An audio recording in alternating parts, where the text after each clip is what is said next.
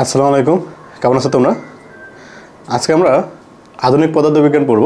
তো আধুনিক পদার্থবিজ্ঞান থেকে তোমাদের মোটামুটি আমি যদি বলি, রাজশাহী ইউনিভার্সিটিতে তোমরা একটা কোশ্চেন হলেও পাবা। যেহেতু তোমাদের এবার দুটা শিফট, তো দুটা শিফটে বলতে পারো, দুটা শিফটে দুইটা কোশ্চেন তোমাদের জন্য কমন। যে শিফটই হয় না কেন, তুমি একটা করে কোশ্চেন পাচ্ছই, ধরে রাখো। কখনো হয়তো বা কখনো দেখতে পারো এর থেকে দুইটা কোশ্চেনও আসতে পারে। ক্লিয়ার হয়েছি? তো আমাদের জন্য এই চ্যাপ্টারটা একটু ইম্পর্টেন্ট। আমরা চেষ্টা করি একটু পড়াশোনা করার, বা এই চ্যাপ্টারটাকে কীভাবে সহজে পড়তে হবে, বা কোন কোন টপিক পড়তে হবে, কোন টপিক আমরা বাদ দিতে পারবো, সেই জিনিস নিয়ে আজকে আলোচনা করবো। ক্লিয়ার হয়েছি? তো দেখো, আধুনিক পদ্ধতি দেখেন, প্রথমে আমাদের কী জানতে হবে, কয়েকটা থিওরি সম্পর্কে জানতে হবে। থিওরিতে কী কী আছে তোমাদের, কয়েকটা থিওরি বলতে আমি কয়েকটা লাইন তোমাকে লিখে দিব। এই কয়েকটা লাইন তোমরা একটু মুখস্থ রাখবে। কী কী? একটা হলো তোমার সকল জড় প্রসঙ্গ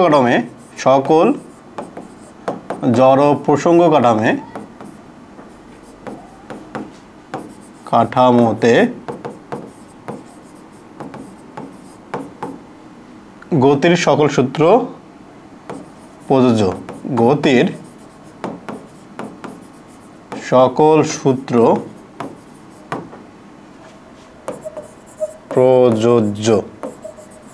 ওকে, পরের সূত্রটা কি?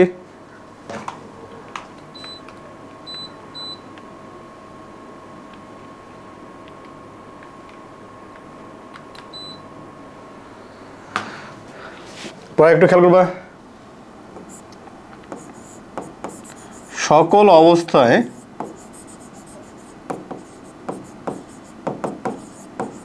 আলোর বেগ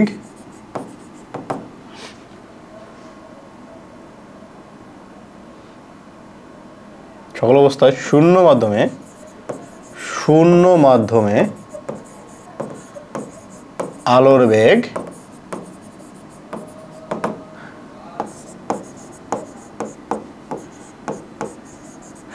সমান থাকে। সেই মানটা তোমরা জানো, একে সিধা প্রকাশ করি, C equal to 3 × 10⁸ metre per second. এটুকু ছিল আমাদের। একটা জিনিস মাথায় রাখবা, সূত্র গেল আমাদের এখানে। আরেকটা জিনিস মাথায় রাখতে হবে, সেটা কি? আমাদের ইথারের কোনো অস্তিত্ব নাই। ইথারের কোনো অস্তিত্ব নাই। হ্যাঁ, আর এই কথাটা আমাদের কে বলছে? এই কথাটা আমাদের বলছে মাইকেলসন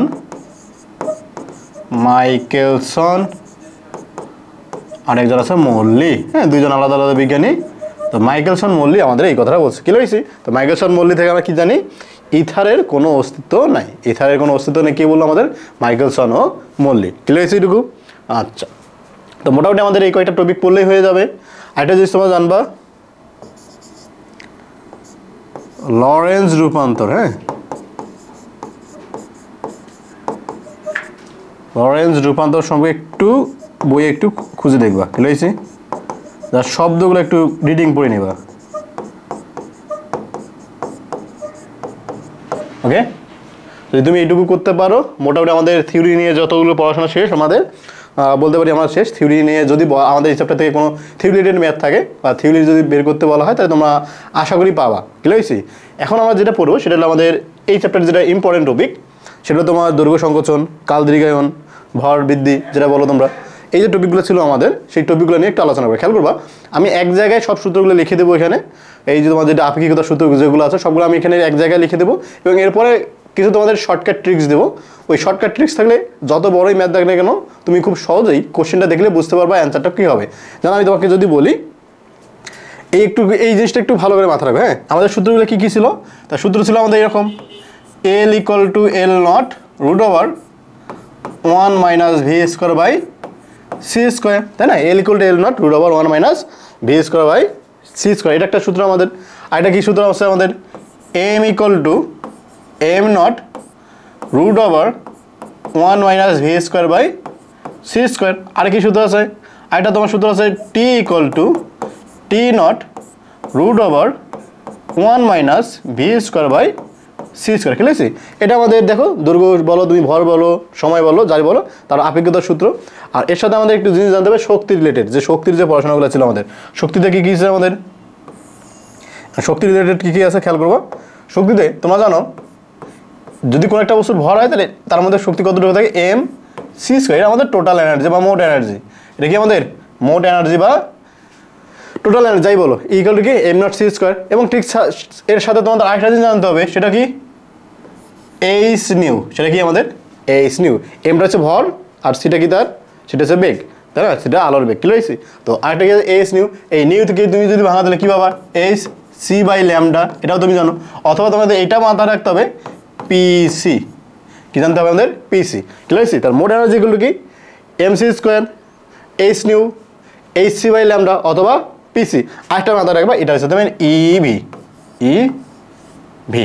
ওকে, এই চার্জ, ফোটনের চার্জ বা যেটা হলো চার্জ, আর ভিটা কি আমাদের, ভিটা হচ্ছে আমাদের বিভব শক্তি। ক্লিয়ার হয়েছে এটুকু? আচ্ছা, এখন আর কথা হলো, এটা তো গেল আমাদের এখন যদি তোমাকে বলা স্থির অবস্থা কোন একটা বস্তুর ভর, যেমন আমরা জানি যে এম নটটা কি ছিল, স্থির অবস্থায় ভর। এখানে তোমাদের যদি বলা হয় ওই যে তোমাদের এই যে জিনিসগুলো দেখো, খেয়াল করবা, এল নট, এম নট আর টি নট, তাই না, সবগুলো কোন অবস্থায়? সবগুলো আমাদের স্থির অবস্থায়। কোন অবস্থায়? স্থির অবস্থায়। সবগুলো কেমন আমাদের? সবগুলো আমাদের স্থির অবস্থায়। ক্লিয়ার হয়েছে? আর বাকিগুলো কি আছে আমাদের? এল, এম এবং টি হচ্ছে আমাদের গতিশীল অবস্থা। এটা কি আমাদের? গতিশীল অবস্থা। ক্লিয়ার হয়েছে? গতিশীল অবস্থায়। ওকে, আচ্ছা ঠিক আছে। তাহলে যেহেতু তোমাকে বললাম এম নটটা আমাদের কি স্থির অবস্থায়, তাই স্থির অবস্থায় কোনো একটা বস্তুর মধ্যে যে শক্তি থাকে সেটাকে কি বলি আমরা? স্থির অবস্থায়। যেহেতু একটা বস্তু আছে এখানে স্থির, বেগ নাই, তার মধ্যে যে শক্তিটা সঞ্চিত থাকবে সেটা কি আমাদের বিভব শক্তি। কারণ বিভব শক্তি যদি হয় তাহলে মাথা রাখবা, বিভব শক্তির সূত্র কি? EP equal to M not C square. EP equal to কি? M not C square. এখন তোমাকে যদি বলা হয় গতি শক্তি বের করো, যদি গতি শক্তি বের করতে দিন না তাহলে তুমি করবে গতি শক্তি ইকে ইকুয়াল টু মোট শক্তি মাইনাস বিভব শক্তি। হ্যাঁ, এখন মোট শক্তির সূত্র কি পাইলা তোমরা? মোট শক্তির সূত্র তুমি পাইলা এরকম, M C square minus M not C square. এখান থেকে যদি কমন হয় সি স্কোয়ার, তাহলে M minus M not C এর উপরে স্কোয়ার আমাদের গতি শক্তির সূত্র। কি লাগছে? তো মোটামুটি আমাদের এই যে সূত্রগুলো পাইলাম আমরা, এই সূত্রগুলো আমাদের একটু মাথায় রাখতে হবে। জাস্ট মাথায় রাখো, যদি ম্যাথ আসে বা সূত্র ম্যাথ আসে তখন তোমার করতে হবে, যদি কী বলতে হবে তোমাকে খেয়াল করবা। তো এখান থেকে যদি ম্যাথ আসে তোমাদের মোটামুটি যে টপিকের ম্যাথগুলো আমি পরে দিয়েছিলাম তোমাকে, সেই বাইরে তার বাইরে খুব একটা আসার সম্ভাবনা নাই। হ্যাঁ, এখন যদি বাই চান্স এই যে শর্ট ট্রিক্সের বাইরে থেকে আসে তখন তোমাকে কী করতে হবে? সূত্রগুলো অ্যাপ্লাই করে ম্যাথ করতে হবে। ক্লিয়ার হয়েছে? এখন দেখো আমাদের এখান থেকে কী সব থেকে বেশি আসে বা কোন ধরনের ম্যাথগুলো আমাদের এই চ্যাপ্টারে সব থেকে বেশি আসে বলতে পারবা? দেখো আমি তার জন্য আমি তোমাদের জন্য একটা চার্ট রেডি করে রেখেছি। অলরেডি কী করছি আমরা? একটা চার্ট রেডি করেছি। যদি তুমি এই চার্টটা মনে রাখতে পারো, আমি বলতে পারি এই চ্যাপ্টার থেকে প্রায় তোমাদের 70% সব শেষ হয়ে গেছে। হ্যাঁ, যদি তুমি এই চারটা শুধু মনে রাখতে পারো তাহলে এই চ্যাপ্টারের 70% তুমি শেষ করে ফেলছো। যেমন কী কী মনে রাখতে হবে এখানে?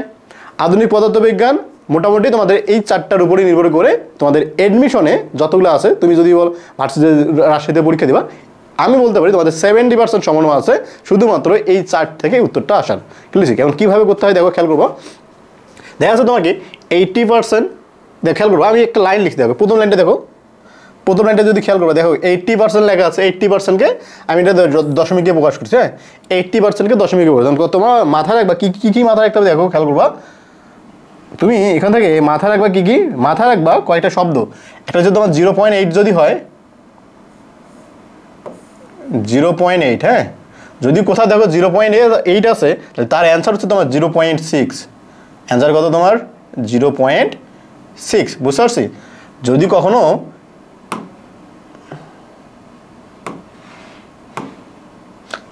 কি দেখো, যদি দেখো 0.8 আছে তার অ্যান্সার হবে তোমার কত? 0.6। এখন 0.6 আমি সি লিখছিলাম, যদিও 0.6 সি। এখন কথা হলো অ্যান্সার কোনো কোশ্চেনে তোমাকে দেওয়া আছে, একটার সাথে তুলনা করছে। মনে করো দৈর্ঘ্য, কোনো একটা বস্তু দৈর্ঘ্য, ব্যাপারটা বুঝো। ধরো তোমার কি হচ্ছে? L equal to 0.8 L not.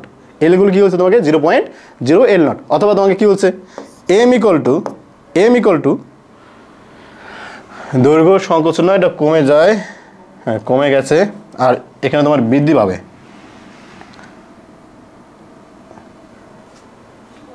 M not equal to 0.8 M.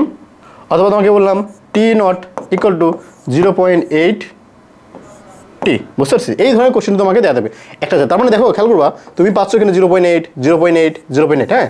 যদি কখনো দেখো 0.8 কত, তোমাকে বলবে ভি কত, বস্তুটির বেগ কত। এখন মাথায় রাখবা বস্তুটির বেগ তখন লিখবা তুমি 0.6 সি, বস্তুটির বেগ কত 0.6 সি। তার উল্টাটাও ঠিক, উল্টাটা ঠিক কীরকম, তোমাকে ঠিক সেম কোশ্চেন করে। তাহলে এখানে ভি কত বললো তোমরা, এখানে ভি বলবা তুমি 0.6 সি, 0.6 সি। এইটুকু কী হয়েছে তোমার, L equal to 0.8 L not যদি হয়, M not equal to 0.8 M, T not equal to 0.8 T, এরকম কোশ্চেন যদি থাকে তোমাকে বলবে ভি কত। তাহলে ভি কত বলবে তুমি, ভি তুমি সহজে বলে দেবা ভি হচ্ছে 0.6। কেন তুমি, আমি একটু আগে তোমাকে শর্ট ট্রিক শিখলাম, সেই শর্ট ট্রিকটিকে 0.8 এগুলো 0.8 হলে 0.6 হবে, 0.8 হলে কত হবে 0.6 হবে, কি লিখছি? তার রিভার্সটাও আমাদের জন্য ঠিক। তার রিভার্সটা কি, তার রিভার্সটা হচ্ছে তোমার এরকম, মনে করো তোমাকে তার রিভার্সটা আমি একটু বলে দেই। তার রিভার্সটা কীরকম, মনে করো তোমাকে দিচ্ছে এখন L equal to 0.6 L not, হ্যাঁ, অথবা এম ইকুয়াল টু বা M not equal two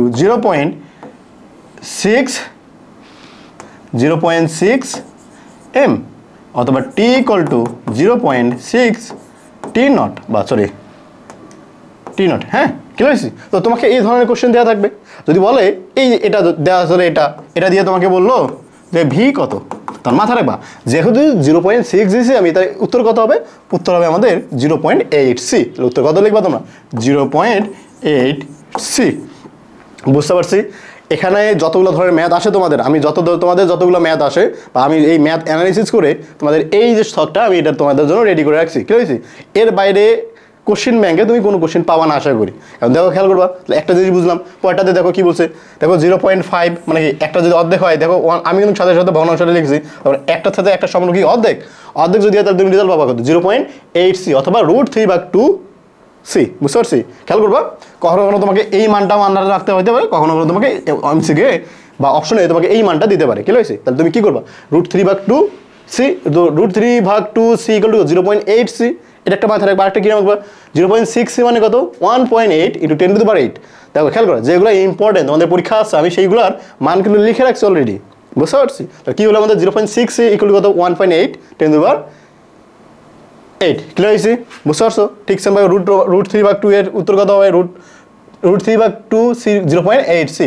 clear হয়েছি? ব্যাপারটা এখন কীরকম হবে, তার মানে তোমাকে যদি দেখা হয় কোনোটা অংশ হাফ যদি হয়, সম্পর্ক যদি হাফ বা 0.5, তাহলে তুমি উত্তর কত বলবো, 0.8 সি অথবা √3/2 সি। ক্লিয়ার হয়েছে? অথবা তোমাকে এইভাবে বললাম 0.8 সি যদি কোনোটা পাও তাহলে তার অ্যান্সার হতে কত, 0.5। ক্লিয়ার হয়েছে? ঠিক সেমভাবে এই যে 0.33 2√2 3, তাহলে 0.414 যদি হয় তাহলে 1/√2 সি। ক্লিয়ার হয়েছে? আর শেষে একটা লাইন লিখে দিছি, কোনো বস্তুর বেগ যদি 3 × 10⁷ হয় তাহলে সেটা কত গুণ হবে, তাহলে তুমি কত গুণ পাবা, √0.99 গুণ, √0.99 গুণ। ক্লিয়ার হয়েছে? এই শখটা তুমি একটু খেয়াল করো, আমি একটু প্র্যাকটিস করাচ্ছি। শখটা সুন্দর করে খাতায় উঠায় নাও, শখটা সুন্দর করে খাতায় উঠায় নাও, আমি তোমাদের ম্যাথগুলো করাচ্ছি। ক্লিয়ার হয়েছে? এখন কীভাবে ম্যাথ করবা দেখো, ম্যাথ করতে হয় তোমাকে কীভাবে, আমার মনে হয় তোমাদের উঠানো হয়ে গেছে, আমি পরের স্লাইডে যাবো। হ্যাঁ, কেমন, তোমাকে এখানে কোশ্চেনগুলো বলছো, আমি কোশ্চেনগুলো সলভ করার চেষ্টা করি, তাহলে তুমি এমনিতেই বুঝবা কোশ্চেন কী বলছে। মনে করো আলোর দিকে তুমি খেয়াল করবা, তুমি আলো আছে তোমার এইদিকে সি বেগে, এখন তুমি যাচ্ছ c/6 বেগে। এখন এইদিকে যদি যাও, তোমাকে বলছো তোমার কাছে আলোর বেগ কত মানে, এখন তোমার কাছে আলোর বেগ কত মনে হবে। এখন তোমাকে যদি খেয়াল করবা, আমি যে ম্যাথটা তোমাদের দিয়েছিলাম এখানে, তোমাদের একটু ভুল হইতেই পারে, সেটা কীরকম ভুল তোমরা জানো যে এটা যদি 10 মিটার/সেকেন্ড হয়, এই দিকে যদি কেউ যায় আর এই দিকে যদি কেউ 3 মিটার/সেকেন্ড বেগে যায়, এটা যদি এ বস্তুর বেগ হয়, এটা যদি বি বস্তুর বেগ হয়, তাহলে ভি এ বি এর সাপেক্ষে বি এর বেগ মানে কি, V B minus V A, ভেক্টরে আমরা করছিলাম তাই না, V B minus V A. এখন ভি বি কত, ভি বি বলছে আমি 3, দিক তো মাইনাস, তাহলে মাইনাসে মাইনাসে প্লাস, এখানে তুমি 10 করলে তাহলে তুমি বলতো 13 মিটার/সেকেন্ড। কত বলতো তুমি, 13 মিটার/সেকেন্ড। তুমি কি বলতো 13 মিটার/সেকেন্ড, তাই না? তার দুইটাকে যোগ করতে হয়েছে কথা। এখানে কি আমরা দেখো দুইটা বিপরীত দিকে যাচ্ছে না, এখানে কি যোগ করতে হবে, মাথা রাখবা। তুমি যদি এখানে যোগ করো, যোগ করে কি বলবা, সি প্লাস c/6, তার মানে 6 7 সি, তাই না? এই তো মাথা রাখবা, যদি তুমি এরকম করো তাহলে তোমার উত্তর ভুল হয়েছে। হ্যাঁ, তোমার উত্তর কী হয়েছে আমাদের এটা, তোমাদের উত্তর এখানে কিন্তু ভুল হবে, কারণ আমি বলেই দিয়েছিলাম আলোর বেগ কোনো একটা নির্দিষ্ট মাধ্যমে, একই থাকবে, আলোর বেগ কোনো নির্দিষ্ট মাধ্যমে কী থাকবে আমাদের একই থাকবে। যদি এটা বায়ুর মাধ্যমে হয় আলোর বেগ কী হবে, সি হবে, তার বেগ কোনো চেঞ্জ হবে না। যদি পানির মাধ্যমে হয় তার বেগ যেটা থাকবে সেটাই থাকবে। যদি তোমার কী বলা হয় কেরোসিন হয়, কেরোসিনের মধ্যে যে বেগ ছিল সেই বেগই হবে, ঠিক আছে। যদি গ্লাস হয় সেই গ্লাসের মধ্যে গ্লাসের বেগই থাকবে, অথবা যদি হিরো হয় তাহলে হিরোর মধ্যে বেগ তার কনস্ট্যান্ট থাকবে। বেগ কখনোই তুমি আলোর বেগ কখনোই তুমি চেঞ্জ করতে পারবে না, ঠিক আছে। এইটুকু কোনো একটা নির্দিষ্ট মাধ্যমে আলোর বেগ তুমি চেঞ্জ করতে পারবে না। যেহেতু আমি তোমাকে বলেই দিচ্ছি এটা যেটা হচ্ছে সেটা তোমার কি পরিবেশে হচ্ছে বা পৃথিবীতে বায়ুর মাধ্যমে হচ্ছে। এখন বায়ুর মাধ্যমে আলোর বেগ কত, আর বায়ুর মধ্যে আলোর বেগ সি, তাহলে তুমি আলোর বেগ কখনোই চেঞ্জ করতে পারবে। দেখো অপশন তোমাদের ধোকা খাওয়ার জন্য, ধোকা দেওয়ার জন্য কিন্তু অপশনে কিন্তু আর 7c/6 রাখা হয়েছে, বুঝতে পারছে। তো এই ধরনের ধোকায় তোমরা পড়িও না, এই ধরনের ধোকায় তোমরা পড়িও না, ক্লিয়ার হয়েছে। পরের ম্যাথে যদি আমি যাই, পরের ম্যাথ বলো কি বলছে, দেখো কি বলছে এখানে, দৈর্ঘ্য 10, দৈর্ঘ্য কত, দৈর্ঘ্য হচ্ছে 100 মিটার এবং রকেটটি ভূপৃষ্ঠ ছিল 2 × 10⁸ কত, এটা তোমার 2 × 10⁸ মিটার পার সেকেন্ড, হ্যাঁ 2 × 10⁸ মিটার পার সেকেন্ড যদি হয়,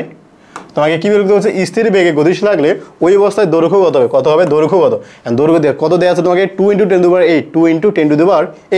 আমি মনে হয় তোমাদের 1.8 10⁸ মিটার পার সেকেন্ড করাইছি, কত করাইছি 1.8 10⁸ মিটার পার সেকেন্ড। এখন খেয়াল করবা, তুমি স্লাইডে যাও, এর কাছাকাছি কোনো মান আছে তোমার, 2 দেওয়া আছে, দেখো খেয়াল করবা 2 দেওয়া আছে, দেখো যদি 2 দেওয়া থাকে তাহলে কোনটা উত্তর হবে, দেখো অবশ্যই তুমি বুঝতে পারছো 1.8 10⁸, তার থেকে একটু বেগ বেশি পাচ্ছে, তার থেকে কি বেগ পাচ্ছে, দেখো এটা যখন এটা বাড়তেছে এটা তোমার মান একটু চেঞ্জ হচ্ছে, তাই না।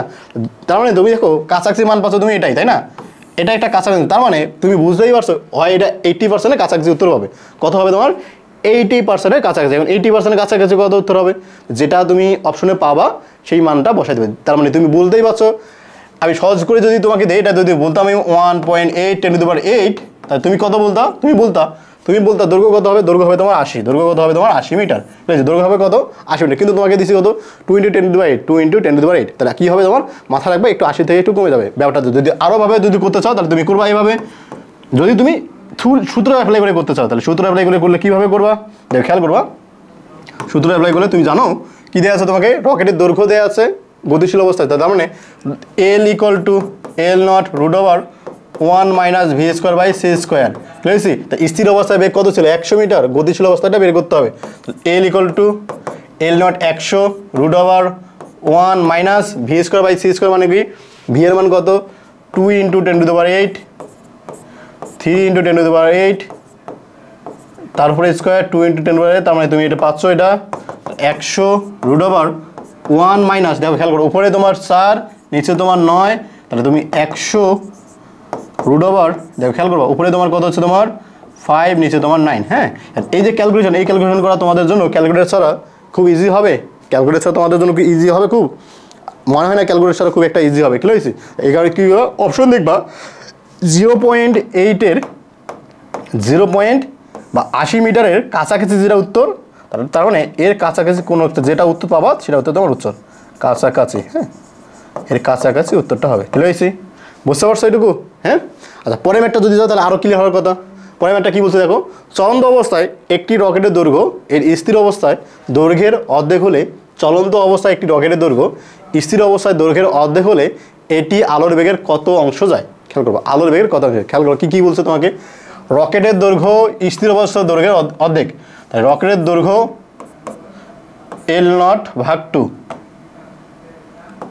L0/2, দেখো বোঝা যাচ্ছে 1/2 আছে, তার মানে কি 50% না, 50% না 0.5, তাই তো, বা 0.5 L0। এখন 0.5 তাহলে তোমাকে কী বলছিলাম কী হবে, উত্তর হবে তোমার √3/2c, √3/2c। দেখো বিশ্বাস না হলে একটু খেয়াল করবা, দেখো কই গেল স্লাইডটা আমাদের, এই যে, তা কী বলছিলাম আমি, যদি অর্ধেক হয় তাহলে √3/2c, ঠিক আছে, √3/2c, তাহলে কত হচ্ছে 0.8c, 0.86c,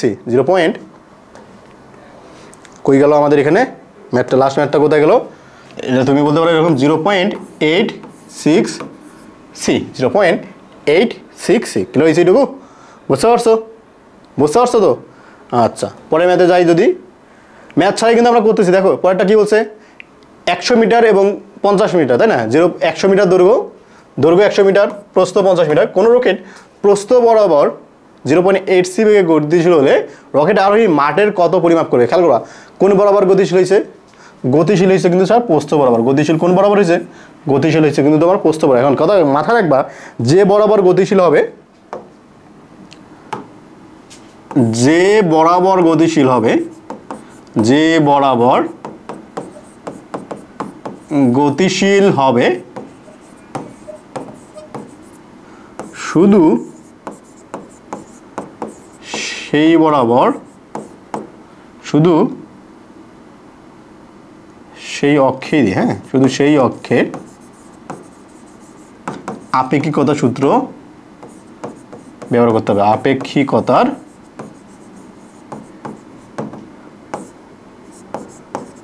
সূত্র ব্যবহার করতে হবে, ব্যবহার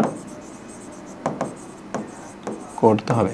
ব্যাপারটা কি দেখো, যেহেতু দৈর্ঘ্য বরাবর প্রস্থ বরাবর যাচ্ছে, তাহলে প্রস্থ ছিল তার কত? দেখো প্রস্থ ছিল 50, এটা চেঞ্জ হবে 100 মিটার, চেঞ্জ হবে না। কেন চেঞ্জ হবে না? চেঞ্জ হবে না কেন হবে না? কারণ ভাইয়া বললাম, আমি তোমাকে একটু আগেই তোমাদেরকে বললাম যে যে বরাবর যাবে আপেক্ষিকতা শুধু সেই বরাবর। তা যাচ্ছে কোন বরাবর? যাচ্ছে তোমার প্রস্থ বরাবর, তাহলে চেঞ্জ হবে তোমার প্রস্থ বরাবর। কি লাগছে এইটুকু? আচ্ছা, তাহলে এখন খেয়াল করো, প্রস্থ যদি তোমার 50 মিটার দেয়, তাহলে কোনো রকেটের প্রস্থ বরাবর 0.8 সি গতিশীল। কত বেগে গতিশীল সেটা? 0.8 সি বেগে গতিশীল। খেয়াল করবা 0.8 সি কি দেওয়া আছে আমাদের এখানে? আমাদের এখানে দেওয়া আছে 0.8 সি। তোমাকে একটু আগে বলছিলাম, যদি তুমি 0.8 পাও, যদি তুমি 0.8 পাও তাহলে উত্তর কত পাবা? 0.6। 0.8 পেলে কত পাবা? উত্তর পাবা তুমি 0.6। 0.8 পেলে উত্তর কত পাবা তুমি? 0.6, তাই না? তার মানে কি, একটা যেহেতু বেগ তোমাকে দেওয়া আছে, বেগ যেহেতু দেওয়া আছে, এটা তার মানে এটা তোমার দৈর্ঘ্যের সম্পর্ক। দৈর্ঘ্য প্রস্থ দেখো, প্রস্থ তোমাকে দেওয়া আছে 50, প্রস্থ ছিল আগে কত? 50। তাহলে এখন কত পাবা? এখন তুমি পাবা, আগে যে 50 ছিল সেই 50 সাথে 0.6 গুণ করতে হবে। ঠিক আছে? তাহলে যদি করো তুমি, তাহলে কত পাবা? এখানে 5 6 30 এত মিটার। বুঝতে পারছি? প্রস্থ আগে ছিল 50, এখন কত হবে? এখন হবে 30 মিটার। দৈর্ঘ্য আগে ছিল 50, এখন কত হবে? 30 মিটার। এইটুকু ক্লিয়ার হয়েছি? তোমরা ক্লিয়ার হয়েছো? ক্লিয়ার হয়েছো তো, তাই না? খুব সহজ জিনিস। দেখো খেয়াল করবা, ওই চার্টের মধ্যে যা আছে তাই উত্তর। খেয়াল করবা, পরে করো দেখি। আলোর বেগে চলমান একটি মিটার স্কেলের, আলোর বেগে চলমান একটি মিটার স্কেলের দৈর্ঘ্য কত? দেখো খেয়াল করবা, মিটার স্কেলের দৈর্ঘ্য কত? এখন কথা হলো দৈর্ঘ্য, যদি দৈর্ঘ্য সূত্রে আপনার L = L not root over 1 minus v² / c², তাই না? এখন খেয়াল করবা কি বলছে, আলোর বেগে গতিশীল, আলোর বেগে যদি গতিশীল L not root over 1 minus V এর মান কত? c, তার নিচে c কাটাকাটি করলে 1 1 মাইনাস 1 তাহলে 0। খেয়াল করবা, L not root over 1 minus c কাটাকাটি তাহলে 1 মাইনাস 1, তুমি পাচ্ছ এখানে 0। কি লাগছে? এইটুকুর মান যেহেতু 0, তাহলে L নট ইন্টু 0। কি লাগছে এইটুকু? বুঝতে পারছো? খেয়াল করবা, একটু মাথা রাখো, যদি কোনো একটা বস্তু আলোর বেগে গতিশীল হয়, কোনো বস্তু যদি আলোর বেগে গতিশীল হয়, তাহলে দৈর্ঘ্য কত হবে? দৈর্ঘ্য হবে 0। দৈর্ঘ্য হবে কত? 0। এখন দৈর্ঘ্য বাদে যা কিছু আছে, দৈর্ঘ্য বাদে যা কিছু আছে সবগুলো হবে অসীম। দৈর্ঘ্য হবে কত? এখানে আমাদের দৈর্ঘ্য হবে এখানে 0। কি লাগছে? দৈর্ঘ্য বাদে যা পাবা, তার মানে এটাও সুন্দর করে নোট করে লিখে রাখো। আলোর বেগে গতিশীল হলে, আলোর বেগে গতিশীল হলে, আলোর বেগে গতিশীল হলে, আলোর বেগে গতিশীল হলে, আলোর বেগে গতিশীল হলে দৈর্ঘ্য 0, ভর অসীম, তারপর কি আছে? দৈর্ঘ্য, ভর, তারপরে তোমার কি আছে? সময়, সব হবে তোমার অসীম। কি লইছি? কেন অসীম? কারণ ভাইয়া তোমাকে একটুই বললাম, তাহলে টি হলো কি পাইতা তুমি? T naught root over 1 minus v² / c²। এখানে তুমি 0 পাইতা। 0 পাইলে কোনো যদি 0 দ্বারা ভাগ করলে সেটা কি হয় তোমার? সেটা হয়ে যায় তোমার অসীম। কি লইছি? বুঝতে পারছো তো? বাকিগুলো তোমার সেম জিনিস, প্রসেস। ওকে, পরে ম্যাথ। একজন বলছে, দেখো খেয়াল করবা, একজন মহিলা 30 বছর বয়সে 10 বছরের কন্যাকে রেখে গেছে। তাহলে দেখো খেলো, মহিলার বয়স কত ছিল? মহিলার বয়স ছিল 30, মহিলার বয়স 30। আর এই মহিলার কন্যার বয়স কত ছিল? কন্যার বয়স ছিল তোমার 10। ওকে, খেয়াল করবা, আর কত বেগে গতিশীল হয়েছে? দেখো 0.8 সি বেগে গতিশীল হয়েছে। 0.8c বেগে গতিশীল। এখন 0.8c হলে তো রেজাল্ট পাবা কত 0.6 গুণ 0.8c হলে রেজাল্ট পাবা কত 0.8 হলে 0.6, তাই না? তাহলে রেজাল্ট পাবা 0.6। এখন তাহলে খেয়াল করবা কি হচ্ছে আমাদের এইটুকু বুঝছি কোনটা কে গতিশীল হয়েছে, মহাশূন্য যান চড়ে মহিলা, তাই না? মহাকাশ ভ্রমণে গেছে, কে গেল মহাকাশ ভ্রমণে গেছে, মহিলাটা মহাকাশ ভ্রমণে গেল, তাই না? মহিলা গেল কোথায়, মহিলা গেল মহাকাশ ভ্রমণে। এখন কথা তিনি পৃথিবীর হিসেবে 50 বছর কাটেছে, পৃথিবী হিসেবে কত বছর কাটছে, পৃথিবীর হিসেবে কাটা গেছে 50 বছর। এন্ড 50 বছর যদি কাটায় তাহলে কন্যার বয়স কত হবে দেখো, কন্যার তো পৃথিবীতেই ছিল, তার কোনো বয়স চেঞ্জ হবে না, তাহলে 10 বছর ছিল 50 বছর পার করছে, তাহলে কন্যার বয়স হয়ে যাচ্ছে তোমার 60 বছর। কন্যার বছর কত তোমার 60 বছর। কি হয়েছে এইটুকু। এখন কথা হলো মহিলার বয়স কি 30-এর সাথে 50 যোগ করবা, 30-এর সাথে 50 যোগ করে 80 করবা। মহিলার বয়স কি তুমি 30-এর সাথে 50 যোগ করে তুমি কি বলবো 80 হবে, তুমি কি বলবো 80 হবে। মাথা রাখবা এটা কিন্তু 80 হবে না, এটা কিন্তু 80 হবে না। কেন হবে না? কারণ মহিলাটা গতিশীল ছিল, গতিশীল অবস্থায় কি হয় ভর কমে যায়, সময় কমে যায়, গতিশীল অবস্থায় কি তার সময় কম থাকে। কারণ কম যদি হয় গতিশীল অবস্থায় কতটুকু কমে সেটা হচ্ছে খেয়াল করবা। যেহেতু 50 বছর পৃথিবীতে 50 বছর ছিল, পৃথিবীতে যেহেতু 50 বছর ছিল, তাহলে এখন পৃথিবীতে যেহেতু তোমার 50 বছর আছে, পৃথিবীতে যেহেতু 50 বছর পাচ্ছ, পৃথিবীতে কত পাচ্ছ তুমি 50 বছর, পৃথিবীতে কত পাচ্ছি আমরা, পৃথিবীতে যাবো আমরা 50 বছর, পৃথিবীতে 50 বছর। পৃথিবীতে যদি 50 বছর হয়, পৃথিবীতে যদি 50 বছর হয়, মাথা রাখবা কত বছর, সে কত বছর অতিবাহিত হয়, তাহলে 50 0.6, তার মানে 30 বছর অতিবাহিত করছে। কত বছর অতিবাহিত হতে 30 বছর। পৃথিবীর হিসেবে সে 30 বছর পার করে যাচ্ছে। কি হয়েছে তার হিসেবে সে 30 বছর পার করছে এবং তার আগে ছিল 30 বছর, তাহলে এখন তার কত বছর হবে 30 প্লাস 30 বছর, কি তার মানে 60 বছর। কি হয়েছে এটুকু বুঝতে পারছো? এটুকু খেয়াল করবা, আগে ছিল 30, সে তার হিসাবে 30 বছর পার করে যাচ্ছে। কেন? কারণ সে 0.8c বেগে যাচ্ছে, তার কতটুকু হবে 0.6 গুণ হবে। কত গুণ হবে 0.6, তাহলে 0 গুণ করে দাও 30, তাহলে তুমি এখান থেকে বছর 60, তার মানে একজনের বছর 60, এরও বছর 60। এখন সুন্দর করে এই ফিরে আসে, তার কন্যাকে দেখবে কি তার কন্যার বয়স, কন্যা হয়ে গেছে বুড়ো, বৃদ্ধ হয়ে গেছে, সেও বৃদ্ধ হয়েছে এবং তাদের দুজনের বয়স সমান। কি হয়েছে তাদের দুইজনের বয়স সমান। মজার জিনিস। হ্যাঁ, পরের ম্যাটটা দেখো যদি কি বলছে তোমার এখানে বলো। পরের ম্যাটটা বলছে একটি মহাশূন্যযান কত দ্রুত ভ্রমণ করলে মহাশূন্যে একদিন, খেয়াল করবা এখানে একদিন, এখানে 2 দিনের সমান, একদিন 2 দিনের সমান হচ্ছে। কি বলছে একদিন 2 দিনের সমান, একদিন 2 দিনের সমান, একদিন কয় দিনের সমান, একদিন 2 দিনের সমান। একদিন যদি 2 দিনের সমান হয়, একদিন যদি 2 দিনের সমান, তার মানে সময়টা কেমন হচ্ছে, সম্পর্ক হচ্ছে তোমার হাফ, তাই না? সম্পর্ক কেমন হাফ, হাফ মানে কি 0.5, তাই না? 0.5 যদি হয়, 0.5 হলে সম্পর্কটা তোমার কি বলছিলাম √3/2c অথবা 0.86c। ওকে, বুঝতে পারছো? তাহলে ম্যাথ করা লাগতেছে না, ম্যাথ করা ছাড়াই তোমরা উত্তরগুলো দিতে পারছো। পরের ম্যাথে বলো দেখি, পরেরটা কি বলছে দেখো, খেয়াল করবা ইলেকট্রন 0.5c যাচ্ছে। এখন কথা হলো 0.5 হলে একটা 0.5 হলে অন্যটা কত হবে 0.86, 0.86, তাই না? একটা 0.5 হলে অন্যটা কত হবে 0.86। তার মানে এখন খেয়াল করবা এত গতিশীল স্থির গতিশীল অবস্থা এদের অনুপাত কত, এদের অনুপাত 0.5 ছিল, 0.5 অর্ধেক, দেখো খেলা অর্ধেক ছিল, তার অনুপাত কত √3/2, √3 কত হবে 2, তার অনুপাত কত তোমার √3/2। বড় কোনটা, √3 বড় না 2 বড়? অবশ্যই 2 বড়, তার মানে খেয়াল করো কার অনুপাত বোঝাই চাইছে, স্থির গতিশীল হয় এদের দৈর্ঘ্যের অনুপাত। হ্যাঁ, কিসের অনুপাত, দৈর্ঘ্যের অনুপাত বলুক আর যাই বলুক, দৈর্ঘ্যের ধরলাম আমি আপাতত দৈর্ঘ্য, দৈর্ঘ্যটা বাড়ে না কমে, দৈর্ঘ্যটা অবশ্যই কমে, কমে যদি L অনুপাত L0। ওকে, যদি তোমাকে বলতো সময়ের অনুপাত, যদি বলতো কি সময়ের অনুপাত, যদি তোমাকে বলতো সময়ের অনুপাত, তখন কি করতাম মাথা রাখবা, তখন কিন্তু T0 অনুপাত T ইকুয়াল টু হইতো তোমার √3/2। ওকে, বুঝতে পারছি? কি হয়েছো না উল্টা বলছি আমরা, L0 দৈর্ঘ্য বৃদ্ধি, দৈর্ঘ্য সংকোচন না সময়। হ্যাঁ, ঠিক আছে তো, কি হয়েছে এটুকু বুঝতে পারছো? আচ্ছা, ঠিক সেভাবে ভয়েরটাও তুমি ভেবে করে ফেলবা। ভয়েরটা যদি তাহলে M0 অনুপাত M ইকুয়াল টু √3/2। ওকে, আচ্ছা পরের ম্যাথে যাও। পরের ম্যাথ তোমরা পাওয়ার কথা।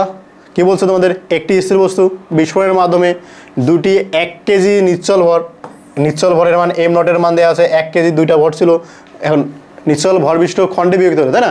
আগে ছিল এম ভরের একটা বস্তু, মানে 2 কেজি ভরের একটা বস্তু ছিল, খেয়াল করবা 2 কেজি একটা ভরের বস্তু ছিল, সেটা বিভক্ত হয়ে কি হলো তোমার 1 কেজি 1 কেজি হয়েছে, তার মানে ভরটা অর্ধেক হয়েছে। কতটুকু হয়েছে ভর? ভরটা অর্ধেক হয়েছে, ভর অর্ধেক হয়েছে, এবং দুইটি এত সি বেগে গতিশীল, √2/3/2 সি বেগে গতিশীল হলে মূল বস্তুটির নিশ্চল ভর কত? মূল বস্তুটির নিশ্চল হলো, খেয়াল করবা স্থির বস্তু বিস্ফোরণের মাধ্যমে দুটি 1 কেজি নিশ্চল ভর বিশিষ্ট খণ্ডে বিভক্ত হলো এবং নিশ্চল ভর ছিল 1 কেজি, ঠিক আছে? নিশ্চল ভর ছিল 1 কেজি। যদি আগে ছিল তার মূল বস্তুর কতটুকু ভর ছিল? মূল বস্তুর ভর ছিল আগে 2 কেজি। মূল বস্তুর ভর কত ছিল? মূল বস্তুর ভর ছিল তোমার 2 কেজি না, তোমাকে যদি বলি দাঁড়াও এভাবে করলে হবে না, তোমাকে একটু চেঞ্জ করতে হবে, খেয়াল করবা এটা 2 কেজি হবে তা না, স্থির অবস্থা না, নিশ্চল বস্তু ছিল তোমার, এটা তো না করলে তুমি মাত্র ম্যাথ। হ্যাঁ, খেয়াল করো এটা যদি 1 কেজি তাহলে এটা তো কত হবে? 1 + 1। হ্যাঁ, স্থির অবস্থা দেখো নিশ্চল বল মানে দুইটা বস্তু নিশ্চল এত, এই যে তোমার 2 কেজি একটা বড় বস্তু ছিল, এটা ভাগ হয়ে গেল তোমার কয় কেজি? 1 কেজি, এটা ভাগ হয়ে গেছে তোমার 1 কেজি। হ্যাঁ, তোমার না পাইলেও পাইতা 1 কেজি, ততবা তুমি এভাবে পাইতা, এভাবে কইতে পাইতা, যেহেতু √3/2 সি বেগে যাচ্ছে, তার মানে সেটা সম্পর্ক কত হবে? সম্পর্ক হচ্ছে তোমার 0.5, তার মানে আগে যা ছিল তার থেকে এখন কি হবে? দ্বিগুণ হবে। তার মানে 1 কেজি ছিল নিশ্চল পরেরটা ছিল 1 কেজি, তাহলে আগেটা কত হবে? 2 কেজি। ঠিক আছে, এভাবে তুমি কইতে পাইতা। তাহলে উত্তর কত তোমার? উত্তর হচ্ছে 2 কেজি। ওকে, পরের ম্যাথ, কোনো একটি বস্তু করার মোট শক্তি দেখো, খেয়াল করছো, মোট শক্তি স্থির অবস্থায় শক্তির দ্বিগুণ, মোট শক্তি স্থির অবস্থায় শক্তির দ্বিগুণ হলে, খেয়াল করবা একটা শক্তি অন্যটার দ্বিগুণ, একটা শক্তি অন্যটার দ্বিগুণ। আমি তোমাকে বলছিলাম দ্বিগুণ মানে কি? সম্পর্ক তোমার হচ্ছে 1/2, সম্পর্ক হচ্ছে কত? 1/2, 0.5, সম্পর্ক হচ্ছে কত তোমার? 0.5, তাই না? একটা দ্বিগুণ তার মানে একটা 1, একটা যদি 1 ভাগ হয়, একটা 2 ভাগ, তাহলে সম্পর্ক কেমন? অর্ধেক। অর্ধেক যদি সম্পর্ক হয় তাহলে উত্তর কত বলবা তুমি? √3/2 সি। ওকে, ম্যাথ আর করলাম না, চলে গেলাম পরে ম্যাথে। ওকে, আর এখান থেকে আর কিছু লাগবে না আমাদের। হ্যাঁ, এই একটা জিনিস আমাদের একটু লাগবে, তো বলছে 10 mu ভরের সমতুল্য শক্তির মান কত ইলেক্ট্রোভোল্ট? কত ইলেক্ট্রোভোল্ট মাথা রাখবা, 1 mu যদি 1 mu থাকে, তো 1 mu কে তুমি যদি শক্তি উৎপন্ন করো তাহলে 931 মেগা ইলেক্ট্রোভোল্ট শক্তি উৎপন্ন করা যায়। কত বললাম? 1 mu যদি থাকে তাহলে 931 মেগা ইলেক্ট্রোভোল্ট। মেগা ইলেক্ট্রোভোল্ট মানে কি? তুমি লিখবা 931 × 10⁶ ইলেক্ট্রোভোল্ট। ঠিক আছে, এত ভোল্ট তৈরি করা সম্ভব। এখন 1 mu তে এত ভর তৈরি করা সম্ভব, তাহলে 10 mu তে কত হবে? 10 দ্বারা গুণ করবা, তাহলে কত হবে? 931 × 10⁻10 mu সমান 931 × 10⁷ ইলেক্ট্রোভোল্ট। হ্যাঁ, অথবা যদি তুমি দশমিক করতে চাও 9.31 × 10⁻, আরও দুইটা বাড়লো, তার মানে কত হলো? 9, এত ইলেক্ট্রোভোল্ট। কি হয়েছে? বুঝতে পারছো? ওকে, আমাদের একটু মাথা রাখতে হচ্ছে কোনটা? মাথা রাখছে তোমার এটা 1 mu = 931 মেগা ইলেক্ট্রোভোল্ট। ওকে, পরে ম্যাথে যাই। বলে যে কোনো ফোটনের শক্তি মানে তোমাকে দেয়া আছে, তোমাকে দেয়া আছে এবং বলছে ভরবেগ কত হবে, এবং ভরবেগ মানে দেখো, খেয়াল করো, তুমি জানো একটু আগে লিখছিলাম P/c, সরি P/c, এগুলো কি আমাদের? P/c, এগুলো কি আমাদের? P/c, মোট এনার্জি P/c, ভর এবং আলোর বেগ, তাই না? তাহলে এখানে যদি তুমি P বের করো, P কি হবে? E/c, এর মান কত? 30 ইলেক্ট্রোভোল্ট। ইলেক্ট্রোভোল্ট মানে কি? ইলেকট্রনের ভোল্ট কত হয় তোমার? এটা 1.6 10⁻⁻19 ভাগ 3 × 10⁸। ওকে, ক্যালকুলেট করো, মান পেয়ে যাবা। এখানে হচ্ছে তোমার 10, এখানে একটা 10 কমে যাচ্ছে 10⁻7, 10⁻- হয়ে যাচ্ছে 1.6 10⁻19 -7, কত বাবা? 1.6 10⁻19 আর কত হয়? 9 16, তাই না? -26 এত kg/m³। কি হয়েছ? kg/, ভর বেগ না, m/s², KG m/s², m/s², second, ভর আর বেগের গুণফল। কি হয়েছে এইটুকু? বুঝতে পারছো? দেখো, খেয়াল করো, আমি সূত্রগুলো আগে লিখে দিয়েছিলাম, তো ম্যাথগুলোকে কোন প্রসেসে করতে হয় শুধু সেই জিনিসগুলো তোমাদের দেখাই দিচ্ছি। কি হয়েছে? পরের ম্যাথে যদি যাও, বলছে কোনো ফোটনের তরঙ্গ দৈর্ঘ্য 6630 অ্যাংস্ট্রম। হ্যাঁ, যদি হয় ফোটনের ভরবেগ এবং শক্তি, ভরবেগের সূত্র কি? P = দেখো λ/c, P, বা তুমি এভাবে মনে রাখতে E = h নিউ, না? h এর জায়গায় তুমি h c/λ, তাই না? আচ্ছা, সরি, দাঁড়াও, এটা ভুল করছি আমরা, P এর জায়গায়। এখান থেকে তোমার হচ্ছে কি h λ সি আর এটা হচ্ছে তোমার পি, তাহলে P equal to H by lambda. হ্যাঁ, এইচের মান কত? এটা হচ্ছে 6.63 10⁻³ ভাগ ল্যামডার মান কত? 6630 ইন্টু 10⁻10। হ্যাঁ, আর আমি দেখো খেয়াল করবা এই জিনিসটাকে তুমি সুন্দর করে এভাবে করতে পারো, 6.63 ইন্টু 10⁻1000 দ্বারা 1000 দ্বারা ভাগ করলাম না, ভাগ যদি করি তাহলে তোমার এটা চলে আসবে এখানে, তাহলে এখানে ভাগ করা মানে 10⁻−123, তখন 13 6.63 10⁻−34, এটা একটা কাটাকাটি, তাহলে তুমি এখানে পাবা কত? প্লাস হয়ে যাবে 10⁻−34 প্লাস 13, ওকে 10⁻−3 4 1 2 1 21 এত লিখেছি, এত KG metre per second square, এটা হচ্ছে মিটার পার সেকেন্ড, এটা হচ্ছে ভরবেগ এবং শক্তি বের করতে হচ্ছে। তাহলে শক্তি কী করবা? পি আর সি, এই পি এর সাথে গুণ করে দাও, সি 10⁻21 ইন্টু, দেখো আমি কী করতেছি, তুমি তো ইয়ার মান পেলে তাই না, এইটুকু হচ্ছে তোমার পি, এটা হচ্ছে তোমার পি, এটা হচ্ছে তোমার সি। পি এর মান কত? পি এর মান 10⁻21 আর সি এর মান 3 ইন্টু 10⁻8 মিটার পার সেকেন্ড। তাহলে গুণ যদি করো 3 ইন্টু 10⁻8 9 10 11 3 -13 এত জুল। ক্লিয়ার হয়েছে? এইটুকু বুঝতে পারছো? ক্লিয়ার হয়েছো?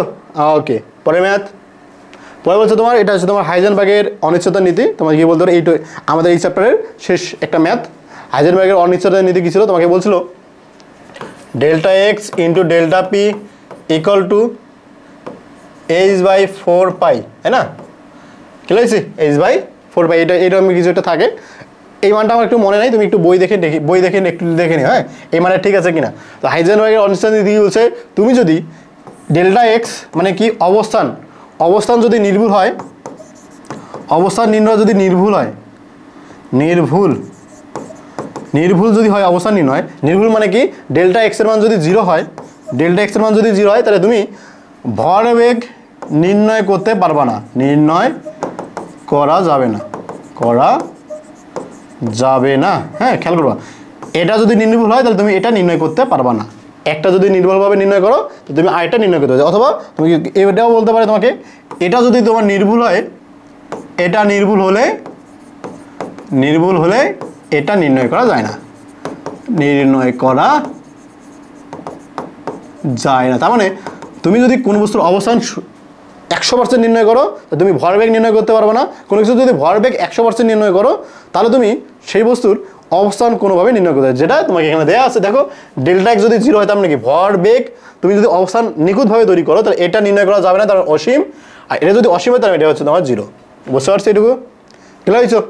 ওকে, অর্থাৎ তুমি এখানে মান বসাতে পারো, এটা যদি 0 হয় তো এটা অসীম, এটা যদি 0 হয় এটা আমাদের অসীম। ক্লিয়ার হয়েছে এইটুকু? আচ্ছা, তো আমাদের এখানে যে মডার্ন ফিজিক্স বা আধুনিক পদার্থবিজ্ঞান আমাদের এই চ্যাপ্টার পর্যন্ত ছিল, এইটুকু পর্যন্ত ছিল। তোমরা তখন সুস্থ থাকো, সুন্দর থাকো। আমরা নেক্সট দিন বা নেক্সট টপিকে কী করবো, আমরা ভৌত আলোক বিজ্ঞানটা শেষ করে ফেলবো। সুস্থ থাকো, সুন্দর থাকো, খোদা হাফেজ।